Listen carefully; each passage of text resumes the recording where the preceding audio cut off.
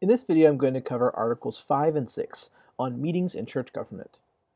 Article 5 on meetings describes the kinds of meetings we will have as a church and how they will be run. Section 1 on worship meetings says that we're going to meet for worship each Sunday and may meet for worship at other times throughout the week as we see fit. Section 2 describes our church's members' meetings. The section opens by describing how we should act in our meetings. Church members' meetings aren't a time to advance our personal agendas or act selfishly, but should be marked by a spirit of mutual trust, openness, and loving consideration. We should conduct ourselves in a Christ-like way. Our Constitution requires one meeting annually, though it's almost certain that we will have more frequent meetings to admit new members and conduct business as a church. As discussed in the article on membership, attendance at members' meetings is important because it's in these meetings that the members govern by electing officers and admitting members and voting on other things. To that end, the Constitution requires 50% of the members to be present to make a quorum at a members' meeting.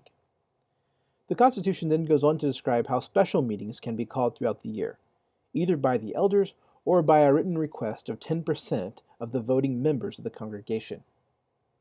Section 3 of this article stipulates that Robert's Rules of Order shall be recognized as the general pattern for the conduct of the members' meetings, and that in each meeting we should seek the Lord through thankful prayer. Article 6 describes our form of church government. It begins in Section 1 by stating that the purpose of church government is to protect the gospel and ensure spiritual maturity. Section 2 makes it clear that Christ is the head of the church, and that he's revealed his will for the church in the Bible.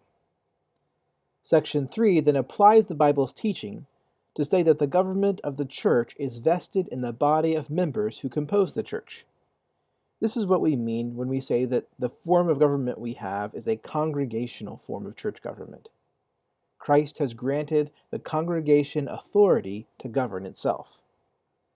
And while we may pursue associations with other churches for certain gospel purposes, those associations shouldn't infringe on the rights of our church to govern itself under Christ. So that's meetings and church government. Article 5 on meetings will help us conduct ourselves in an orderly and Christ-like way, and Article 6 seeks to sum up the biblical teaching on government for our church. As always, please send us questions that come up as you read through the Constitution, and come ready to talk about it with us each Sunday morning as we begin Sunday school. Thanks for watching.